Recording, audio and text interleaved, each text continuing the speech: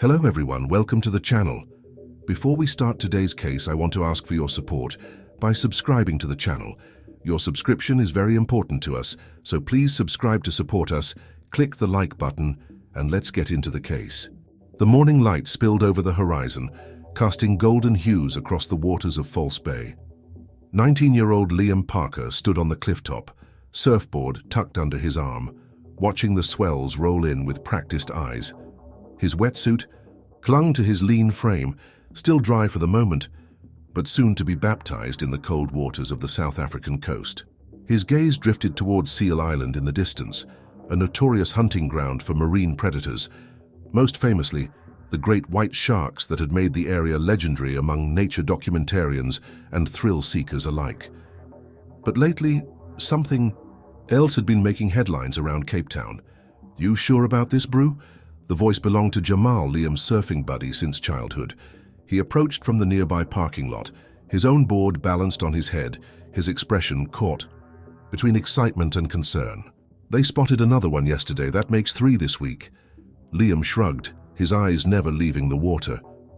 "Orcas mind their business if we mind ours. Besides, they're hunting over by the island, not here at Muizenberg." Jamal squinted at the horizon, then back at his friend. "Whatever, man, your funeral, just don't go out too far." Liam grinned, finally turning to face his friend. The rising sun caught in his salt-bleached hair, giving him a momentary halo. "When have I ever played it safe?" "That's exactly what worries me," Jamal muttered, but he was already following Liam down the path toward the beach. The reports had started about a month ago. A pod of orcas, uncommonly close to shore, had been spotted repeatedly in False Bay. Marine biologists were thrilled. Killer whales weren't rare in South African waters, but this particular group seemed to be establishing new hunting patterns. They'd even been documented taking down great white sharks, flipping them over to induce tonic immobility before surgically removing their nutritionally rich livers. The great whites, once the undisputed apex predators of these waters, had begun avoiding certain areas entirely. For most Cape Town residents, the orcas were simply another fascinating feature of their marine-rich coastline, something to point out to tourists or watch from whale-viewing boats at a safe distance. For surfers like Liam, they represented a calculated risk, another variable in an already dangerous sport. Most believed that orcas posed little threat to humans. After all, despite their killer whale moniker, there had been virtually no documented fatal attacks on humans in the wild. Liam had grown up with the ocean in his blood. His father, before the accident that claimed his life 3 years ago, had been a renowned marine biologist specializing in cetacean behavior. Their home was filled with books, photographs, and specimens collected from beaches worldwide. Where other children had bedtime stories about dragons and princesses, young Liam had fallen asleep to tales of intelligent marine mammals and their complex social structures. His father had instilled in him both a profound respect for the ocean and an unshakable confidence in his understanding of its inhabitants. Perhaps that was why, despite the warnings, despite the unusual orca activity, Liam felt only excitement as he and Jamal paddled out beyond the break. The water was colder than usual for late February, the tail end of the South African summer, but the swells were perfect, clean 6-footers rolling in with clockwork precision. A handful of other surfers dotted the lineup, though noticeably fewer than typical for a Saturday morning. "Everyone's spooked," Jamal observed, straddling his board as they reached the takeoff zone. "More waves for us." "People overreact," Liam replied, scanning the horizon for the next set. "Dad always said orcas are too smart to mistake humans for food. They're not like sharks. They know exactly what they're hunting." Jamal raised an eyebrow. "Your dad also said never to underestimate any wild animal, especially apex predators." Liam ignored this. His father had indeed been cautious, perhaps overly so in Liam's estimation. It was one of the few points of contention between them before the boating accident. Liam's increasing risk-taking in the water, his certainty that his knowledge somehow insulated him from danger. The first few hours passed in a blur of perfect rides. The water visibility was good despite the recent onshore winds, clear enough to see several meters down to the sandy bottom. Jamal gradually relaxed, and even Liam had to admit privately that he'd been scanning the depths more frequently than usual, alert for any flash of black and white in his peripheral vision. By midday, the wind had picked up, chopping the surface, and sending clouds scudding across the sun. The temperature dropped, and most of the morning's surfers had called it a day. Only Liam, Jamal, and two others, an older man on a longboard and a woman on a fish, remained in the lineup. "One more and then lunch," Jamal suggested, shivering slightly despite his wetsuit. "Waves are getting messy anyway." Liam nodded, though he felt he could stay out all day. The ocean energized him in a way nothing on land ever could. Every ride was a conversation with the water. Every successful maneuver a small victory against the elements.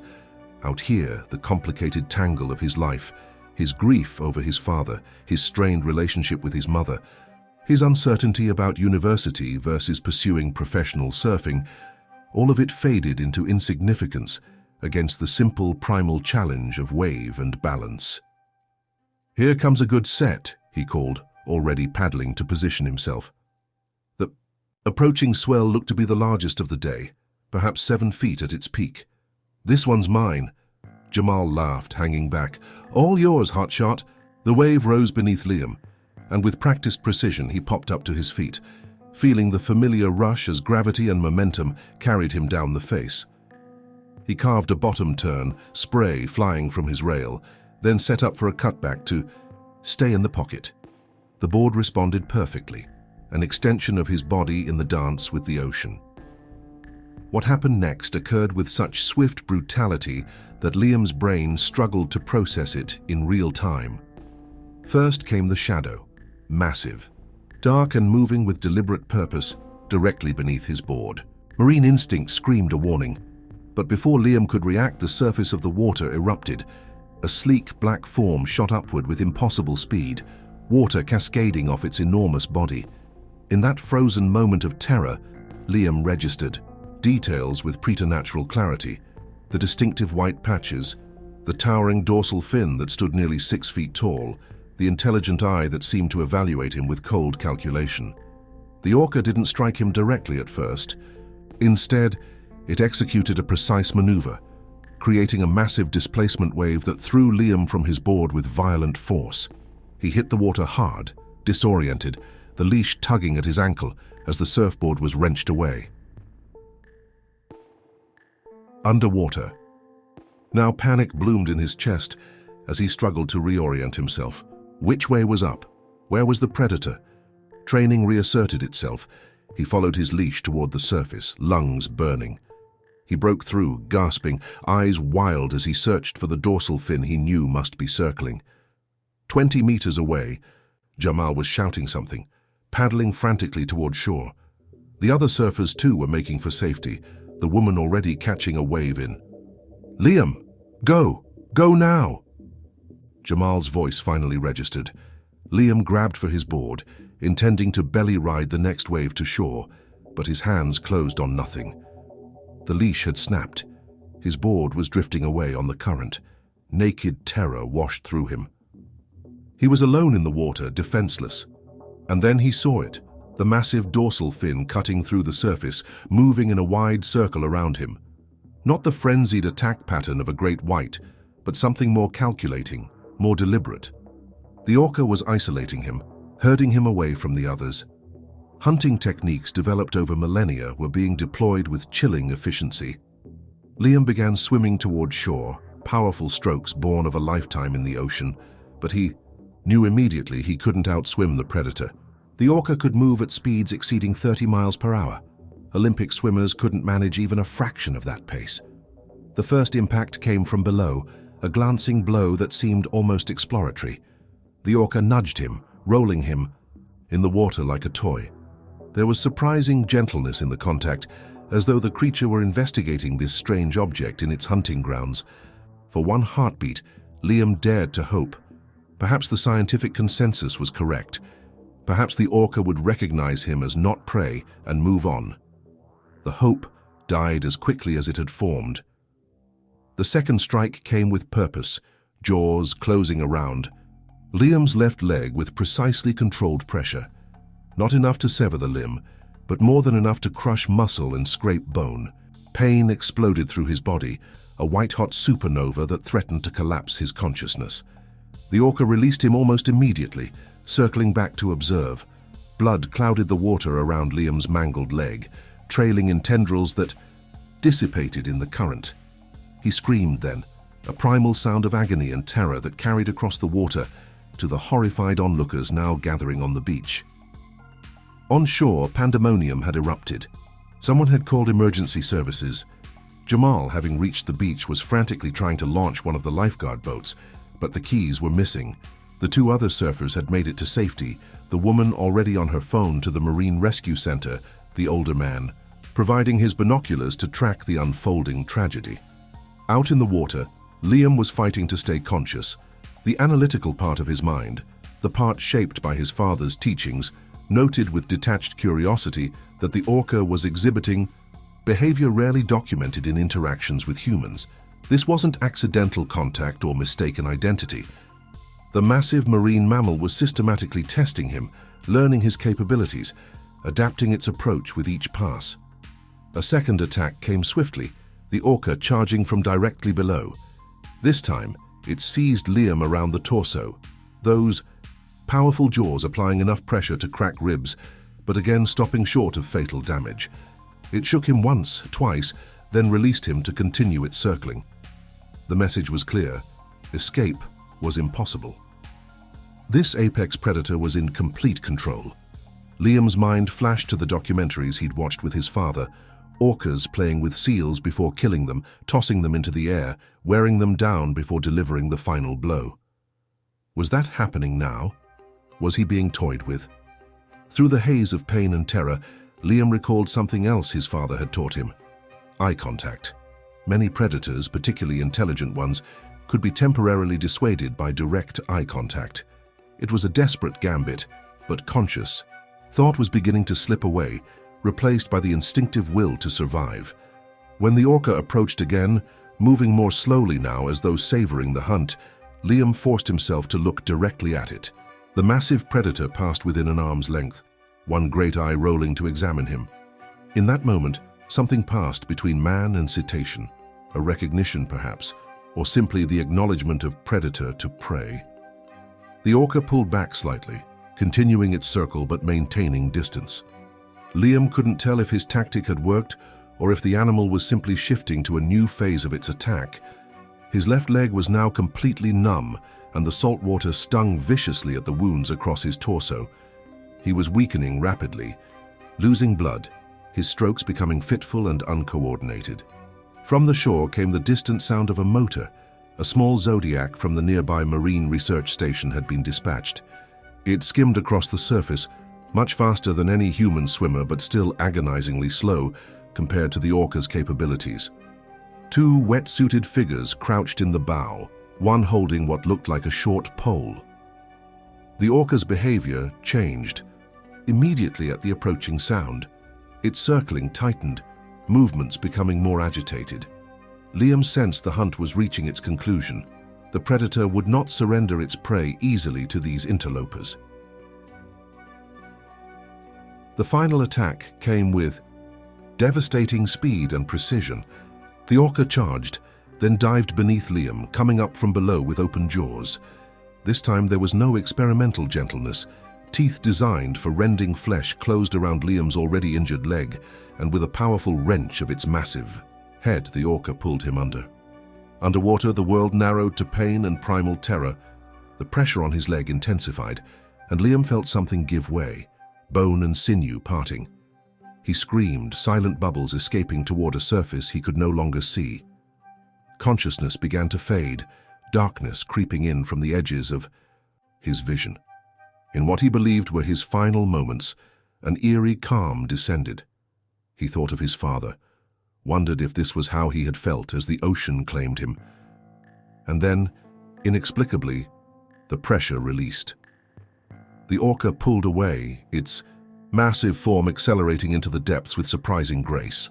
Through water suddenly clouded with his own blood, Liam watched it disappear, a phantom returning to the abyss. With the last reserves of his strength, Liam kicked toward where he hoped the surface might be. His injured leg refused to respond, trailing uselessly behind him. His lungs burned, demanding oxygen his body could no longer provide. The darkness closed in further, consciousness slipping away like sand through fingertips. His last sensations were of rough hands grabbing him, of being hauled over the side of something hard and unyielding, of voices shouting urgently in a language that seemed suddenly foreign, then nothing. The steady beep of medical equipment greeted Liam when consciousness returned. The sterile white ceiling of a hospital room swam into focus, then blurred again as pain medication clouded his senses. Time passed in disjointed fragments, nurses adjusting IV lines, doctors consulting in hushed tones at the foot of his bed, his mother's tear-streaked face appearing and disappearing like a spectre.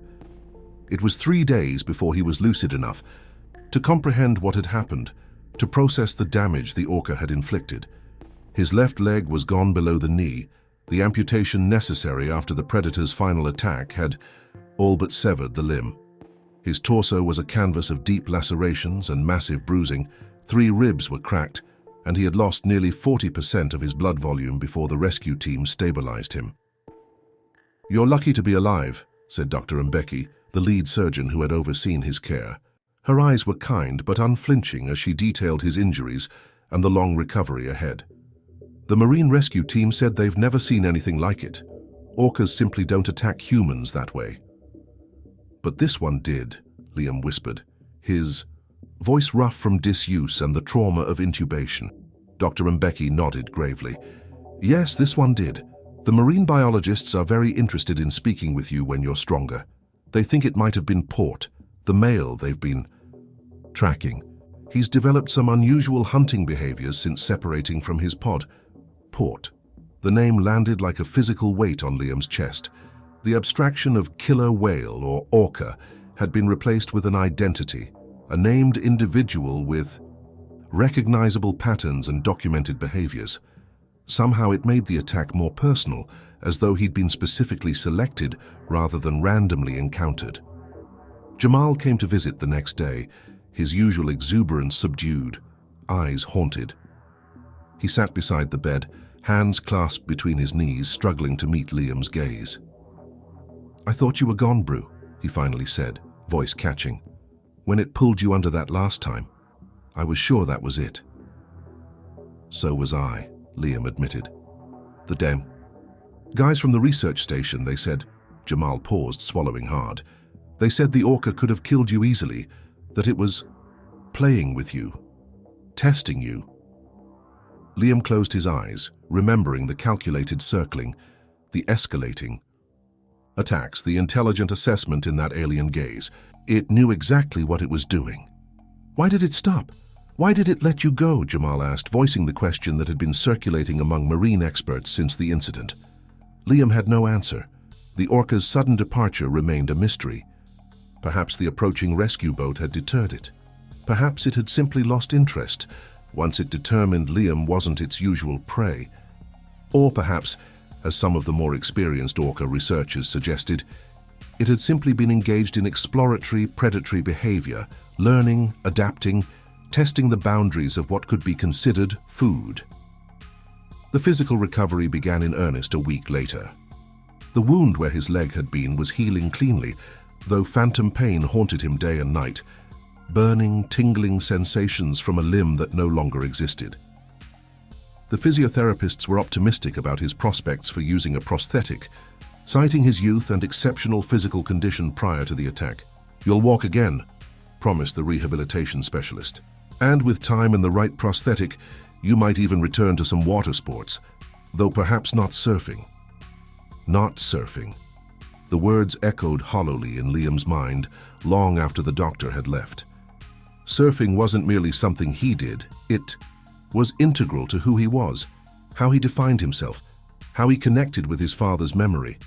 The ocean had been his sanctuary, his playground, his future.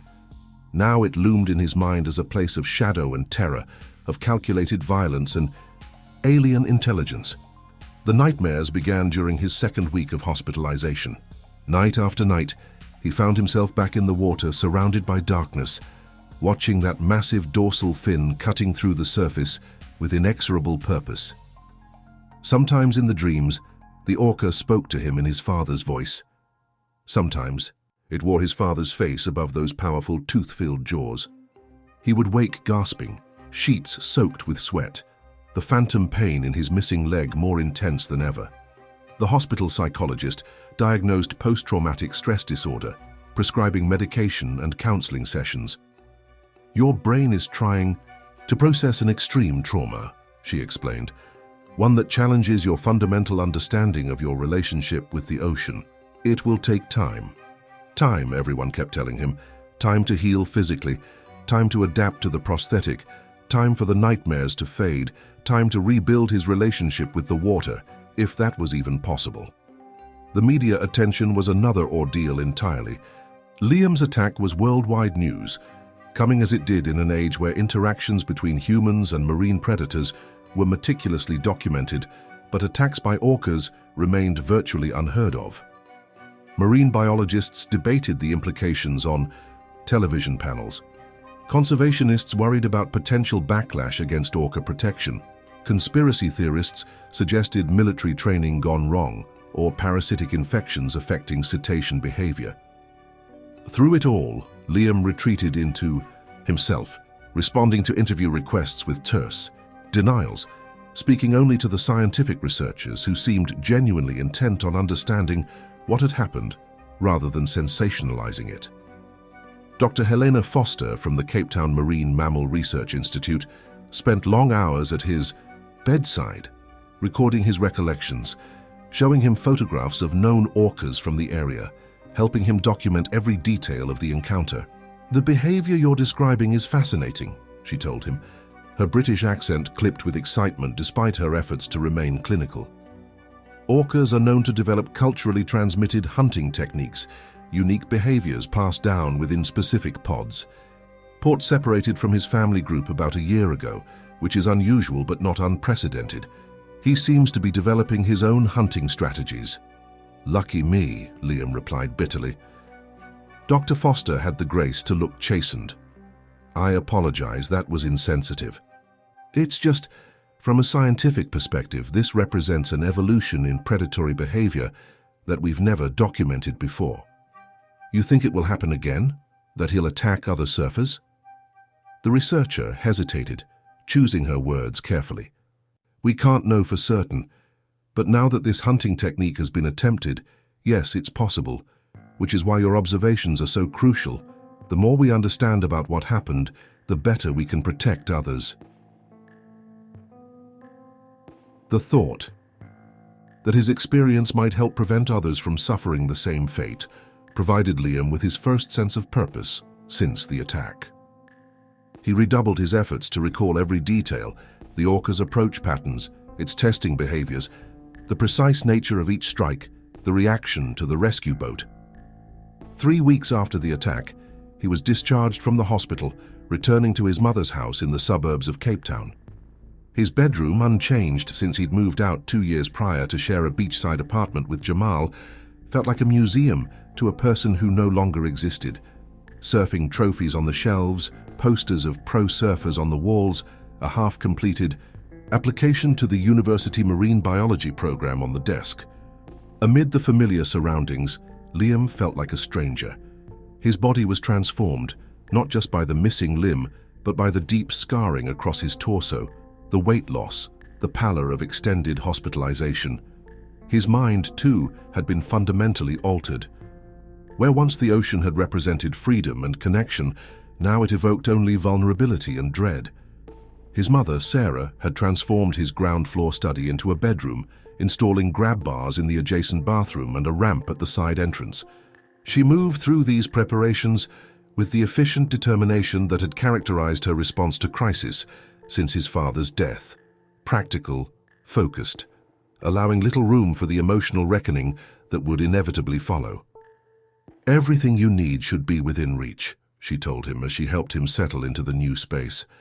"The physiotherapist will come 3 times a week, and the prosthetics specialist next month once the swelling has subsided further." Liam nodded, wondering if she noticed how little he spoke now, how the voluble, confident teenager had been replaced by this quiet, watchful stranger. If she did, she gave no sign, continuing her methodical organization of his medications and exercise equipment. Only once, late in the evening of his first day home, did her composure crack. Liam, unable to sleep for fear of the nightmares, had wheeled himself into the kitchen for water. He found her at the table, his father's old research journals open before her, tears streaming silently down her face. "Mom?" She looked up, hastily wiping her cheeks. "I thought you were asleep." "Can't sleep," he admitted, wheeling closer. "What are you reading?" "Your father's notes on Orca social structures," she said, running her fingers over the familiar handwriting. "He was so fascinated by their intelligence, their family bonds." She laughed humorlessly. "He would have had so many questions about what happened to you." "He would have been the first one interviewing me," Liam agreed, a ghost of a smile touching his lips for the first time in weeks. "He always said they were the most intelligent predators in the ocean," Sarah continued, her voice taking on the distant quality it often did when speaking of her late husband. "That we underestimated their capacity for learning, for adapting. He worried sometimes." "Worried about what?" "That we projected too much of our own morality onto them, that we forgot they were wild predators, not the friendly performing animals from marine parks." She closed the journal, meeting her son's eyes directly. "He would have been heartbroken about your leg, Liam, but I think he would have understood what happened better than anyone." That night, for the first time since the attack, Liam dreamed not of the Orca but of his father. They were in the small research boat they had taken out so many times during his childhood, tracking dolphin pods along the coast. His father was explaining something important, something about respect and caution, but his voice kept fading in and out, carried away by the wind and waves. Liam strained to hear, knowing it was crucial information, perhaps the key to understanding what had happened to him. But morning came before the message was clear, leaving him with only the lingering sense of his father's presence and the salt taste of tears on his lips. The physical rehabilitation was grueling, learning to navigate the world with one leg challenged, every aspect of Liam's formerly athletic lifestyle. Simple tasks, showering, dressing, moving from wheelchair to bed, became complex negotiations requiring planning and strength. The phantom pain continued, sometimes mild, sometimes so severe it left him gasping and disoriented. "Your brain is still sending signals to the missing limb," explained the pain specialist. "It will diminish over time, but for some patients, it never completely disappears." 6 weeks after the attack, Liam was fitted with his first prosthetic leg, a basic model that would allow him to begin learning to walk again. The prosthetist, a wiry man named Theo with nimble fingers and endless patience, adjusted the socket carefully against the still tender stump. "It will be uncomfortable at first," he warned. "Your residual limb is still changing shape, and you'll likely need several adjustments over the coming months." Uncomfortable was an understatement. The first steps with the prosthetic were excruciating, the pressure against healing tissue sending sparks of pain up through his hip and spine. But the alternative, remaining wheelchair-bound, dependent, was unacceptable to Liam. He pushed through, gritting his teeth, focused on the simple goal of walking unassisted to the end of the hospital corridor and back. It took another month before he could manage that feat, and by then the media attention had largely moved on. A new environmental crisis, a political scandal, a celebrity divorce. The news cycle churned relentlessly forward, leaving Liam's story as yesterday's sensation. He was grateful for the reprieve, for the ability to venture out of the house without being recognized and approached by strangers, eager to hear the gory details of his encounter.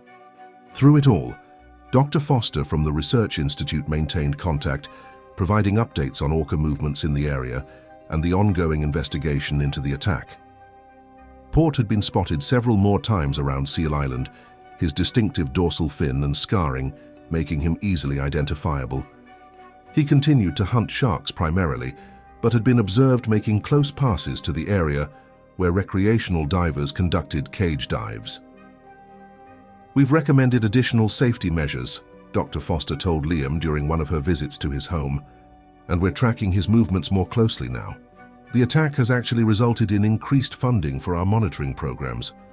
Has he approached any other surfers? Liam asked, the question that haunted him daily. Not that we've observed or had reported, she assured him. But we're taking every precaution. The surfing community has been incredibly responsive to our safety guidelines. Those guidelines: don't surf alone, stay in groups, avoid dawn and dusk, maintain vigilant observation, had been developed with Liam's input, drawing on the specific circumstances of his attack.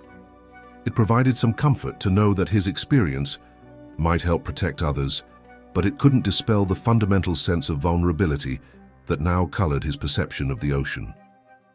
3 months after the attack, Jamal suggested they drive down to Muizenberg Beach, not to surf, just to sit and watch the waves. Liam agreed with trepidation. He hadn't been back to the ocean since that day, had barely left the house except for medical appointments and therapy sessions. The drive along the coastal road was both familiar and surreal. The same magnificent vistas stretched out before them. Table Mountain rising majestically in the distance, the azure waters of False Bay sparkling in the late autumn sunshine, yet everything seemed altered, as though Liam were viewing it through a distorting lens. They parked at the far end of the beach, away from the main surfing area. Jamal helped Liam navigate the soft sand, still a challenging surface with the prosthetic, and they settled on a blanket facing the water. For a long while, neither spoke, watching the surfers bobbing in the lineup, catching waves, wiping out, paddling back out for more. "Do you miss it?" Jamal finally asked, nodding toward the water. Liam considered the question carefully. "I miss who I was when I was out there," he answered truthfully. "I miss feeling whole." Jamal nodded, understanding without platitudes. He'd been there for the worst of it, the hospital vigils, the nightmares, the painful physical therapy sessions. He'd seen the transformation of his formerly fearless friend into someone more measured, more hesitant. "I haven't been out much myself," Jamal admitted. "Can't seem to shake the image of you going under that last time." Liam glanced at him, surprised. "You never told me that." Jamal shrugged, embarrassed. "Seemed wrong to complain about being spooked when you're the one who—" He gestured vaguely at Liam's prosthetic leg. "We both lost something that day," Liam said quietly. They watched the ocean in silence for a while longer, each lost in private recollections. A group of dolphins appeared briefly in the distance, their dorsal fins cutting through the surface in graceful arcs. Once, such a sight would have filled Liam with joy. Now, it sent a cold tremor down his spine, his mind automatically calculating distance to shore, potential escape routes. "I've been thinking about my dad's research," he said suddenly, about what he was trying to understand about cetacean cognition, how whales and dolphins think, how they perceive the world, how they make decisions. Jamal turned to him, curious. "Yeah?" "I keep coming back to one question. Did Port know what he was doing to me? Was he aware he was causing harm, or was he just exploring a new hunting technique?" Liam picked up a handful of sand, letting it sift through his fingers. "The difference matters to me somehow. Does it change what happened?" "No," Liam acknowledged, "but it changes how I think about it. If it was just predatory instinct, no different from a shark mistaking a surfboard for a seal, that's one thing. But if there was intent, if there was awareness—" He trailed off, uncertain how to articulate the distinction that seemed so crucial in his mind.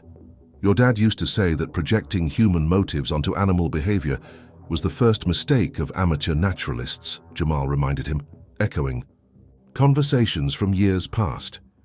"He also said that underestimating animal intelligence was the second mistake," Liam countered.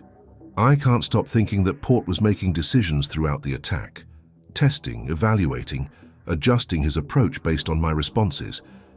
That feels like something more than instinct. So, what are you going to do about it?"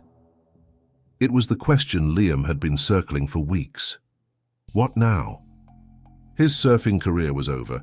Even with specialized prosthetics, he would never compete at the level he once had. The marine biology program that had been his backup plan now seemed both more relevant and more problematic. Could he study the very creatures that had so fundamentally altered his life? "I'm going back to school," he said decisively. "To finish what my dad started, to understand." Jamal studied him for a long moment, then nodded. "Makes sense. If anyone can figure out what was going on in that orca's mind, it's you." As the sun began to set, casting long shadows across the beach, they gathered their things and prepared to leave. At the last moment, Liam detached his prosthetic leg, handed it to his surprised friend, and using his crutches for support, made his way to the water's edge. The cold Atlantic lapped at his foot, familiar and foreign all at once.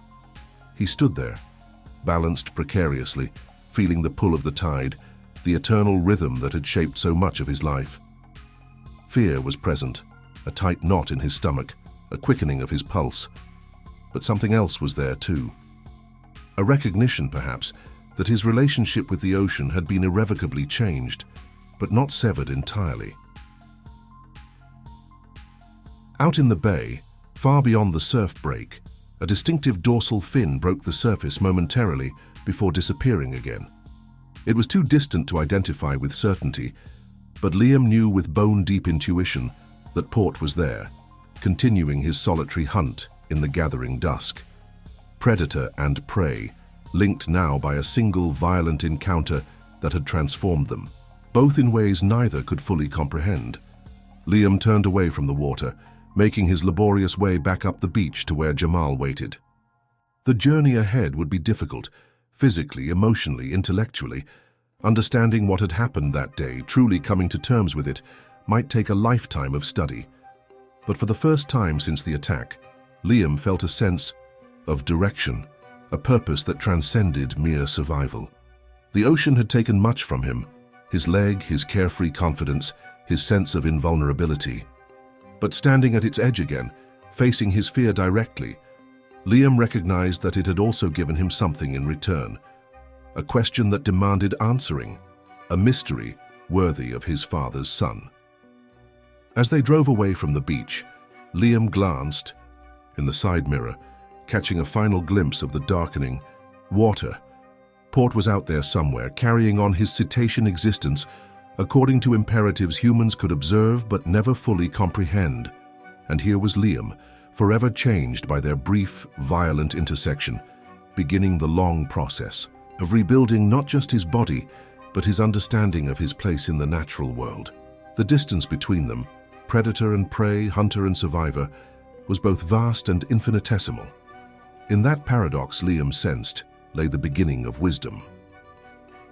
6 months after the attack, Liam stood on the observation deck of the Cape Town Marine Mammal Research Institute, watching through high-powered binoculars as a small zodiac tracked the movements of an orca off Seal Island. The distinctive scarring on the dorsal fin confirmed it was Port, still patrolling his chosen hunting grounds with methodical precision. Dr. Foster stood beside him, making notes on her tablet. His patterns have been consistent since February. He primarily targets sharks, seals occasionally, but shows no further interest in human activity. "That we can observe," Liam qualified, adjusting his stance to better distribute weight between his good leg and the more advanced prosthetic he now wore. The new model, designed specifically for active use, allowed greater mobility but still required conscious management on uneven surfaces like the wooden deck. "True," Dr. Foster conceded. "We can only document what we see. The rest is speculation." Liam lowered the binoculars, watching as Port's fin disappeared beneath the surface. "My father used to say that the gap between observation and understanding is where the real science happens." David was right about that, she agreed, having worked with Liam's father during his time at the Institute, which is why your research proposal is so intriguing. Combining behavioral observation with the latest in neurological modeling, it's exactly the approach we need. The proposal, Liam's application for the special research track at the university, represented months of intensive study and reflection. Drawing on his father's work while incorporating the latest findings in cetacean cognition, it outlined a comprehensive approach to understanding predatory decision-making in orcas, particularly those exhibiting novel hunting behaviors. What had begun as a personal quest to make sense of his attack had evolved into something more substantial. a genuine scientific inquiry that might advance understanding of these complex marine predators. The university had responded enthusiastically, offering not just admission, but a position as a research assistant at the institute during his studies. Committee meets next week to finalize funding, Dr. Foster reminded him. But after the preliminary response, I think you can feel confident. Liam nodded, still watching the water where Port had submerged.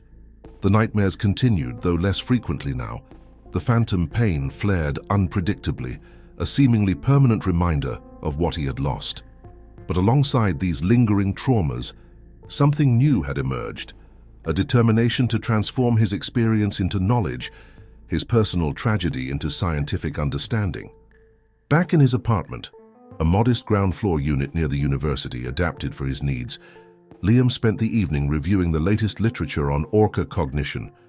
Spread across his desk were scientific journals, his father's research, notes and his own meticulous documentation of the attack, now annotated with references to established behavioral patterns. His phone chimed with a text from Jamal.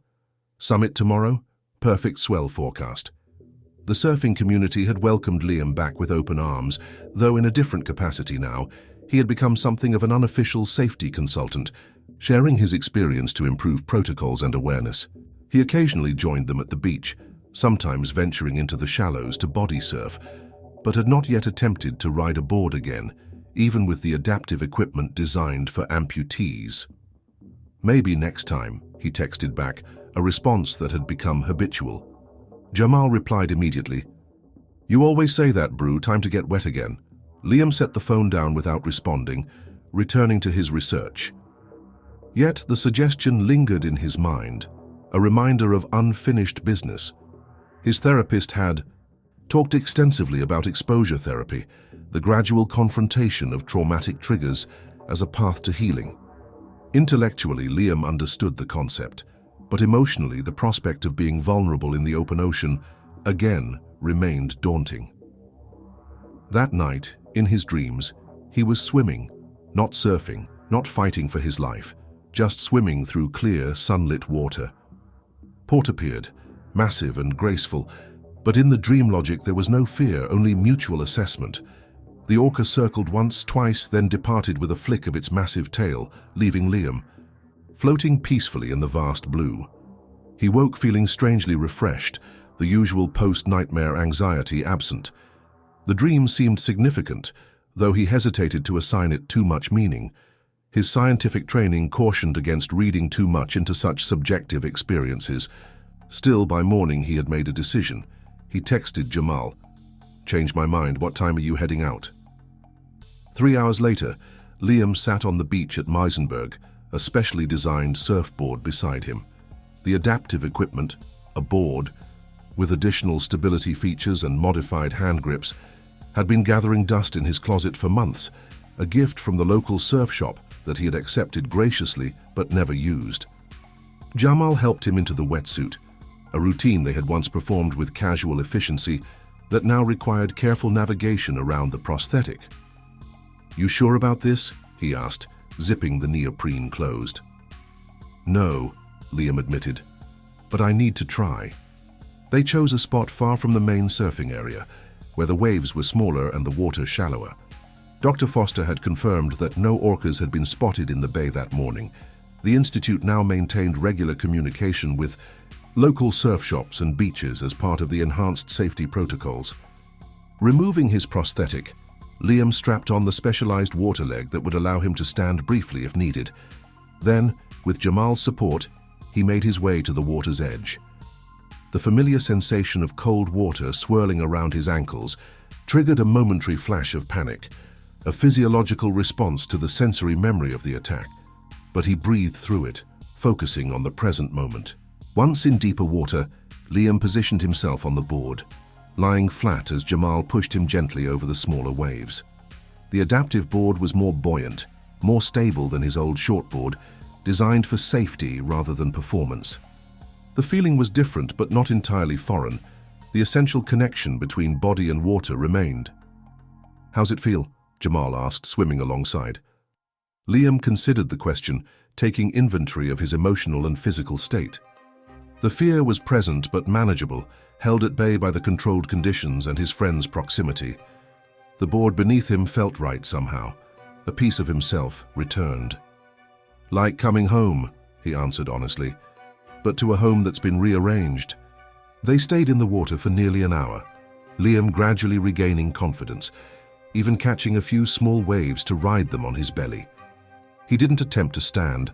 That challenge would come later, after more physical therapy and practice with the water prosthetic. For now, it was enough to be in the ocean again, to feel its rhythm and power from a position of participation rather than observation. As they finally made their way back to shore, Liam glanced toward the horizon where Seal Island was just visible in the distance. Somewhere out there, Port continued his solitary existence, hunting and exploring according to imperatives that humans could study but never fully fathom. That fundamental inscrutability, the recognition that another intelligence moved through, the world according to its own logic, its own perceptions, had once terrified Liam. Now it fascinated him. The attack had forced him to confront not just his own vulnerability, but the limitations of human understanding when it came to the minds of other species. "You know," he said to Jamal as they toweled off on the beach, "I don't think I'll ever fully understand why Port did what he did that day. But maybe that's the point, recognizing the limits of what we can know while still trying to learn." Jamal nodded thoughtfully, more somber than his usually ebullient self. "Your dad used to say something like that, didn't he? About how the ocean keeps its own counsel.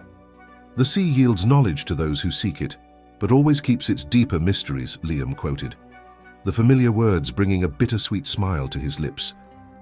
It was his favorite line from some old marine biologist he admired.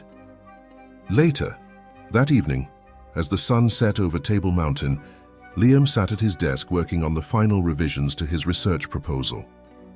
His wet hair was still drying, the salt tightening his skin in a familiar way that he had once taken for granted. His body ached from the unaccustomed exercise, and the stump of his left leg throbbed where the water prosthetic had chafed despite careful padding.